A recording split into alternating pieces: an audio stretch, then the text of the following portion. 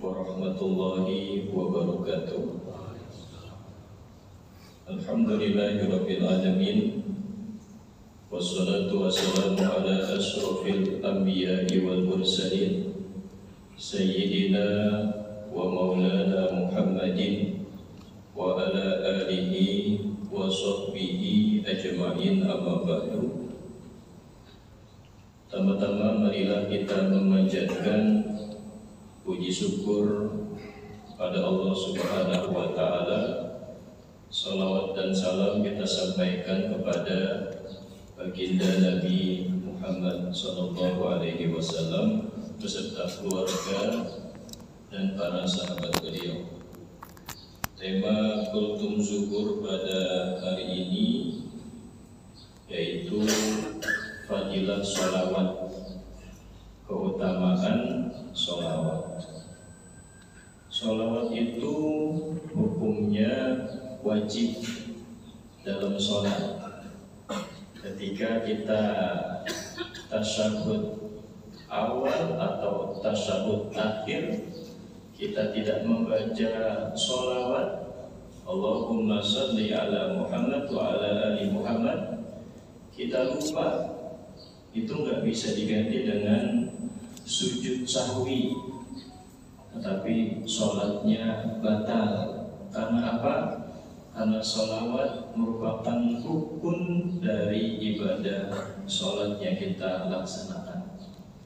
Jadi Allah Subhanahu wa Ta'ala berfirman, Innallaha wa malaikatahu yusalluna 'alan nabi ya ayyuhalladzina amanu sallu 'alaihi wa sallimu taslima.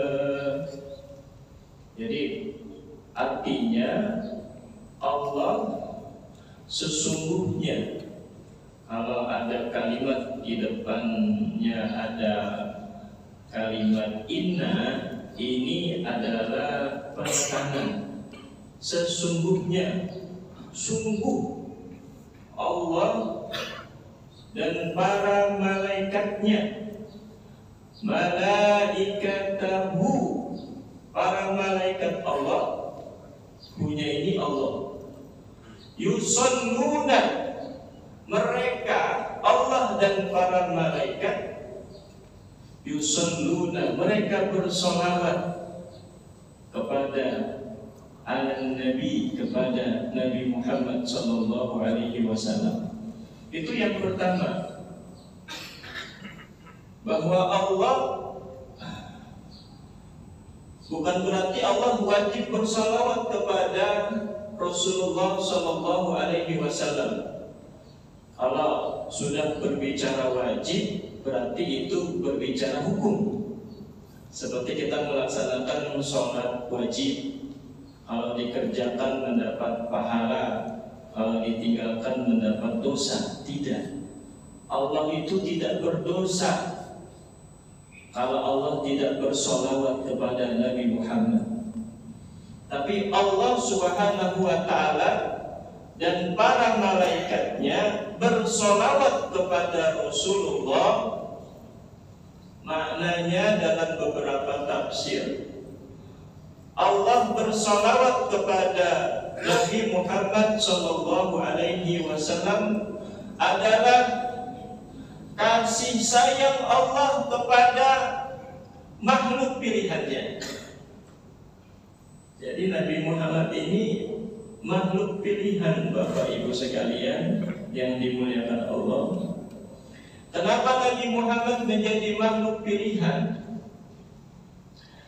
Nabi Muhammad menjadi makhluk pilihan, kalau saya kasih contoh, kalau kita sebagai seorang pimpinan, kita punya pegawai atau staf ada 100, Pak.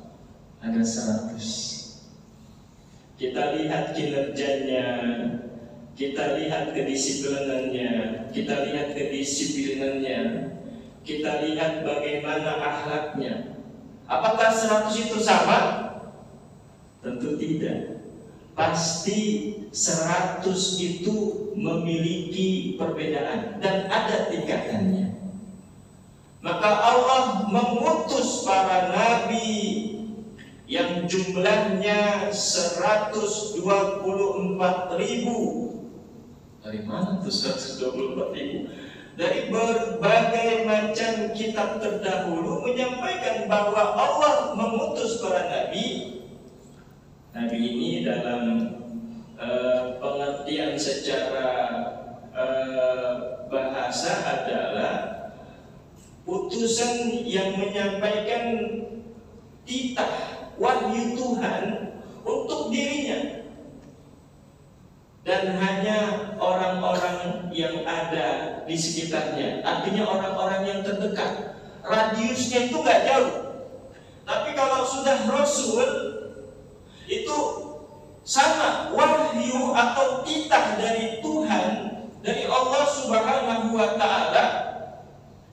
Mereka orang-orang pilihan tersebut menyampaikan titah Tuhan tersebut, dan diperas lagi dari 124.000, dari 313, 25 nabi dan rasul yang ada di dalam Al-Quran.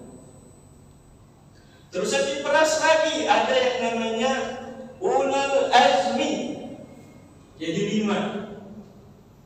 Nabi Ibrahim, Nabi Musa, Nabi Isa, Nabi Nuh, dan Nabi Muhammad. Diperas lagi sebagai Khatamul Anbiya. Khatam itu tembok, Pak. Jadi tidak ada nabi setelah Nabi Muhammad. Jadi artinya, maka pantas Allah dan para malaikat bersolawat kepada Nabi Muhammad SAW. Lalu yang kedua, perintahnya, ya ayyuhalladzina amanu, wahai orang-orang yang beriman. Beriman ini dalam arti wahai orang-orang Islam. Karena orang-orang Islam beriman. Saya tidak mengatakan orang-orang beriman itu yang berbeda keyakinan, karena ini ada dalam perintah Al-Quran. Maka yang dipanggil, yang diseru adalah orang-orang Islam. Apa perintahnya? Shollu, bersolawatlah kalian, alaihi, atasnya, an-nabi, wasallimu taslima, dengan salam yang penuh kehormatan kepada Nabi Muhammad SAW. Jadi keutamaannya apa? Kita membaca sholawat kepada Nabi Muhammad SAW. Kalau lagi gelisah, lagi galau, ya jangan banyak mendengar lagu-lagu pop, Pak. Nanti hatinya jadi hanyut, takutnya tenggelam, ya. Ya kalau namanya hanyut nanti tenggelam. Karena lagu pop kan nggak ada nilai-nilai keimanannya, dia hanya membuat hati gembira saja. Tetapi ketika kita membaca sholawat kepada Rasulullah, sholawatnya apakah harus dinyanyikan? Ya tidak harus. Apakah malaikat Jibril bersalawat kepada Rasulullah dengan menyanyi? Tidak. Nyanyian itu kan seperti ajakan saja, Pak. Kenapa azan itu harus ada nadanya? Allahu Akbar, Allahu Akbar. Coba kalau azan, Allahu Akbar, Allahu Akbar, itu kan bukan mengajak. Jadi ada alunan nadanya. Maka ketika kita bersolawat, karena sholawat itu ada kandungan keimanannya, ada vitaminnya. Jadi kalau kita berobat, dokter itu kasih resep, dan biasa tambahan itu ada vitamin, Pak. Ya kalau kita berobat ke dokter, itu pasti dokter menambahkan vitamin. Jadi sholawat itu yang pertama, vitamin buat ruh kita. Untuk menyehatkannya apa? Menyehatkannya itu kita melaksanakan kewajiban-kewajiban dalam Islam, itu menyehatkan. Roh ini lupa. Ini kalau Bapak disuntik, sakit nggak Pak? Sakit, berarti masih ada ruhnya. Ada yang kalau disuntik nggak sakit, itu kibas namanya, kebas dari kulitnya. Tetapi pasti kita merasakan sakit. Orang yang merasakan sakit, tanda dia memiliki ruh. Minggu kemarin sepupu saya meninggal Pak, di daerah Mancamaya, Bogor. Kakaknya cerita, kata begini, batang otaknya udah mati, tapi jantungnya masih berdetak. Itu kata dokter, sudah mati, tetapi inti dari tubuhnya, jantungnya masih berdetak. Tetapi nggak lama, beberapa jam itu yang wafat, meninggal. Jadi artinya di sini Bapak Ibu sekalian yang dimuliakan Allah Subhanahu wa taala, ini satu kegembiraan buat kita semua. Ketika panggilan azan kita langsung bergegas untuk melaksanakan sholat berjamaah. Itu diusahakan Pak. Sholat berjamaah maupun sholat munfarid atau sendiri tidak apa-apa. Tetapi yang lebih utama adalah sholat berjamaah. Agar apa?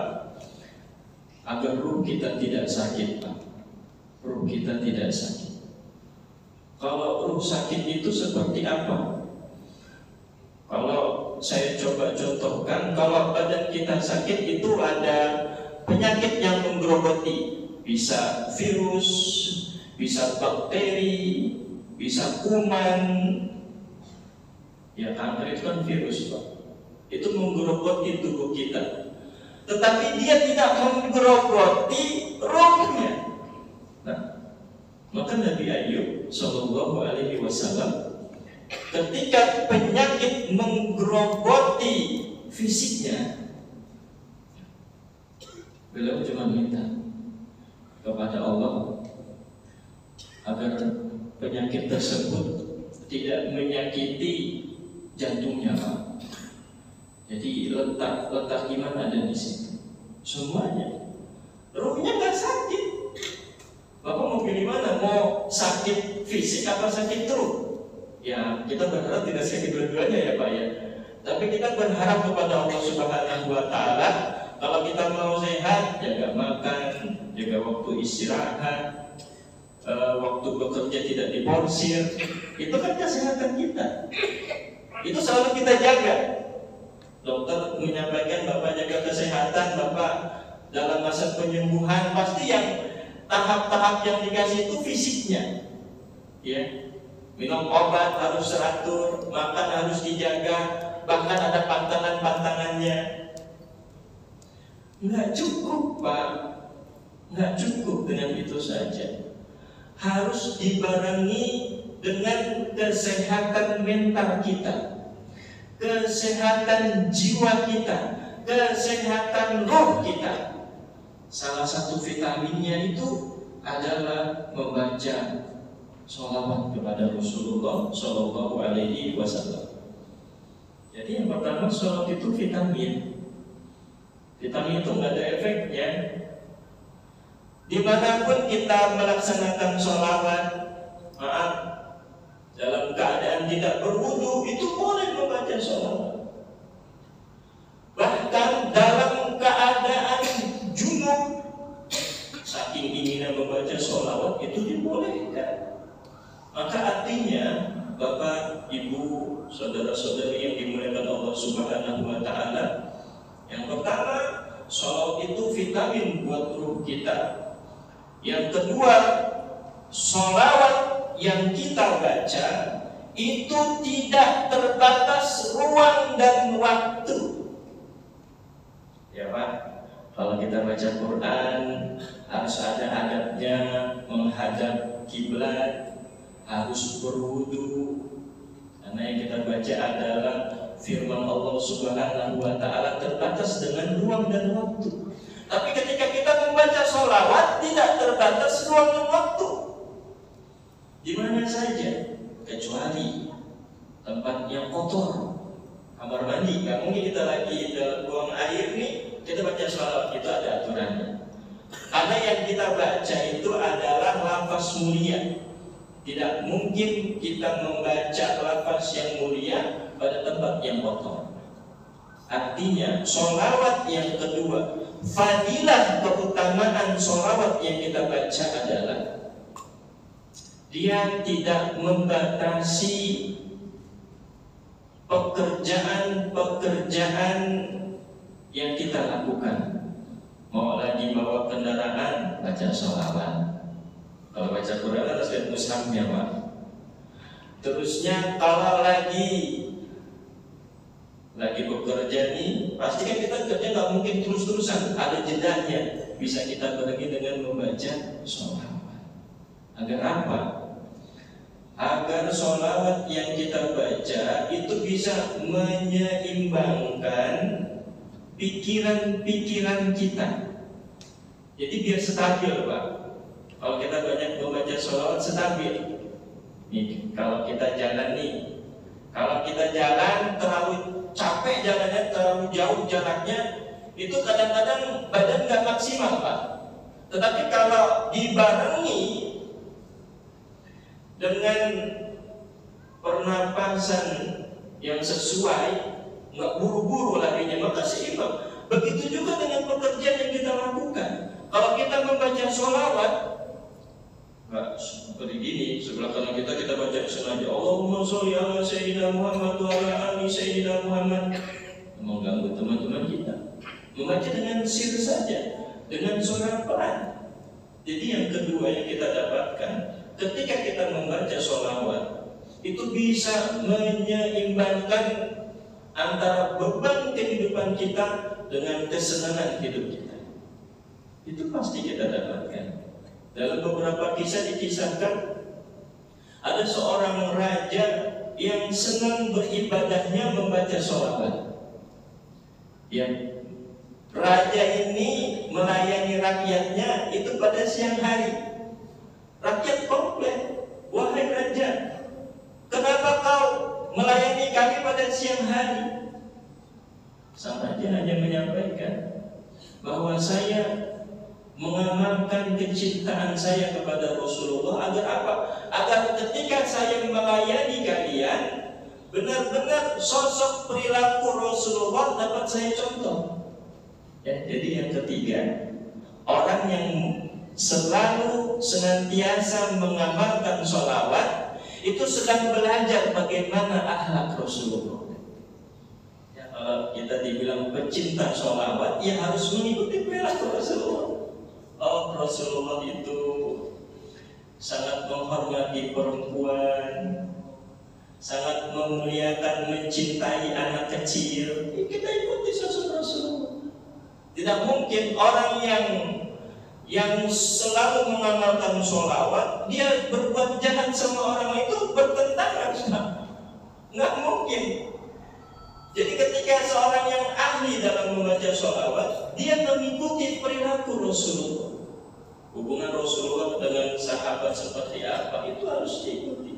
Jadi itu ada 3 poin. Jadi ketika kita membaca sholawat, kita usahakan. Dan yang paling utama adalah bagaimana sosok Rasulullah bisa kita contoh dalam kehidupan kita. Kalau Rasulullah usianya kan nggak panjang, Pak, nggak sampai ratusan tahun. Tapi nama beliau itu sampai akhir zaman. Itu yang ingin kita contoh. Agar apa? Agar kita yang dikasih usia terbatas oleh Allah Subhanahu wa Ta'ala tetap hidup, tetap diingat oleh anak, oleh staf kita, oleh orang lain. Karena apa? Karena kebaikan yang kita lakukan. Jadi ada 3. Dan masih banyak lagi keutamaan sholawat yang lain yang dapat kita ambil hikmahnya. Maka pada momen bulan Rabiul Awal ini, nanti ada Rabiul Awal, Rabiul Tsani. Jadi banyak masjid, majelis taklim, pesantren, mengadakan kegiatan Maulid Nabi Muhammad SAW, yang kita ambil hikmah dari perayaan Maulid adalah bagaimana sosok Rasulullah itu bisa menjadi contoh teladan buat kehidupan kita masing-masing. Sehingga setiap perilaku yang kita lakukan, setiap perbuatan yang kita lakukan, ucapan apapun, itu selalu kita melihat Rasulullah SAW, melihat secara ilmu pengetahuan, sehingga ibadah yang kita lakukan ada namanya ittiba'ur Rasul, mengikuti cara hidup Rasulullah SAW. Jadi ada hadis, "Shollu kama ra'aitumuni usolli." Salatlah kalian sebagaimana kalian melihat aku salat. Jadi Nabi yang melihat siapa? Sahabat. Sahabat yang melihat cara salat Nabi siapa? Tabi'in. Di belakangnya lagi tabi'ut tabi'in. Di bawah lagi ada ulama. Terus sampai sekarang. Itu cara ibadah. Tapi di luar yang itu, bagaimana kehidupan Rasulullah SAW? Itu intinya. Ketika kita banyak membaca sholawat kepada Rasulullah SAW, berarti kita sedang membuka buku-buku sejarah kehidupan Rasulullah SAW. Tidak mungkin orang yang mencintai Rasulullah itu hidupnya berlawanan dengan cara hidup Rasulullah SAW. Ya, ini peringatan buat saya, dan saya hanya menyampaikan kepada Bapak dan Ibu sekalian, semoga momen Rabiul Awal ini kita hidupkan kembali kecintaan kita kepada Rasulullah dengan banyak membaca sholawat kepada Rasulullah. Agar apa?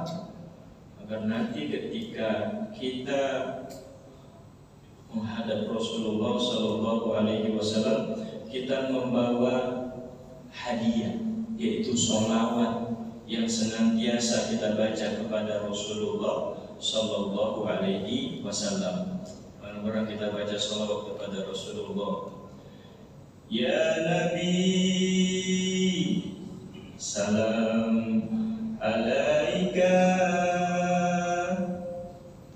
Ya Rasul, salam alaika.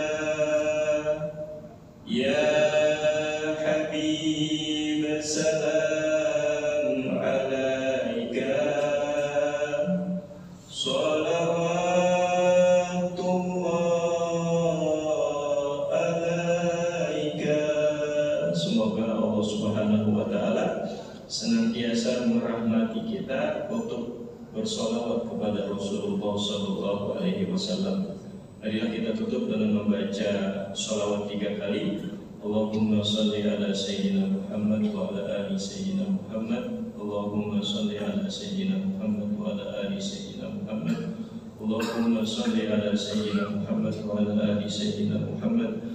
Alhamdulillahi Rabbil Alamin. Allahumma salli ala Sayyidina Muhammad wa ala ali Sayyidina Muhammad. Allahumma inna nas'aluka salamatan fid din wa afiyatan fil jasad wa ziyadatan fil ilmi wa barakatan fil rizqi wa taubatan qabla al-maut wa rahmatan indal maut wa maghfiratan ba'da al-maut. Allahumma hawwin 'alaina fi sakaratil maut والنجاة من النار والعفو عند الحساب. ربنا آتنا في الدنيا حسنة وفي الآخرة حسنة وقنا عذاب النار.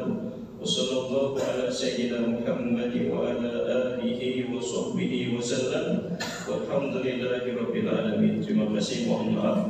Wabillahi taufiq wal hidayah. Wassalamualaikum warahmatullahi wabarakatuh.